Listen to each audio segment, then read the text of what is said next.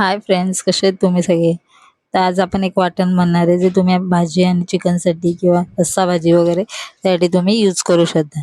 तर ते मी पॅन गरम करून ठेवला आहे. त्याच्यामध्ये 1 चमचा तेल टाकलं आहे आणि एक कांदा उभा चिरून किंवा तुम्ही बारीक चिरून पण स्लाइस असा टाकला आहे.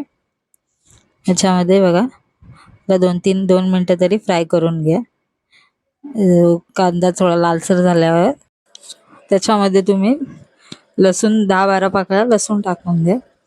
थोडं त्याला पण 2 मिनटं जरा शिजवून घेऊया आपण. बघा, थोडा मंद आचेवर मसाला भाजून घेतला की त्याची अजून टेस्ट येते. इथे मी 1 वाटी खोबऱ्याची जी वाटी असते ती किसून घेतलेली आहे.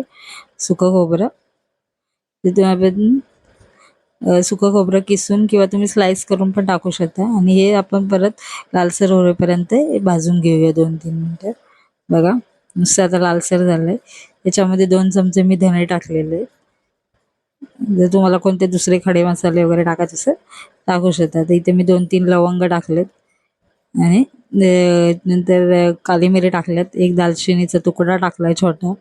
अजून जर स्टारफूल वगैरे असं काय टाकायचे असतील, नंतर मोठी इलायची, छोटी इलायची हे पण तुम्ही टाकू शकता याच्यामध्ये. आणि मी इथे अद्रक आणि 2 हिरव्या मिरच्या टाकलेल्या आहेत.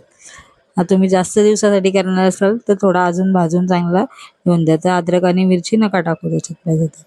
नुसता सुका पण तुम्ही करू शकता. ते इथे मी असा 4-5 दिवस साठी केलं यासाठीच फक्त करते. आता ह्या मिक्सरमध्ये वाटून बारीक करून आपण कोणत्या रस्सा भाजी किंवा सुकी वांगा वगैरे भाजी, नंतर चिकन, मटण याच्यासाठी कोणत्याही याच्यासाठी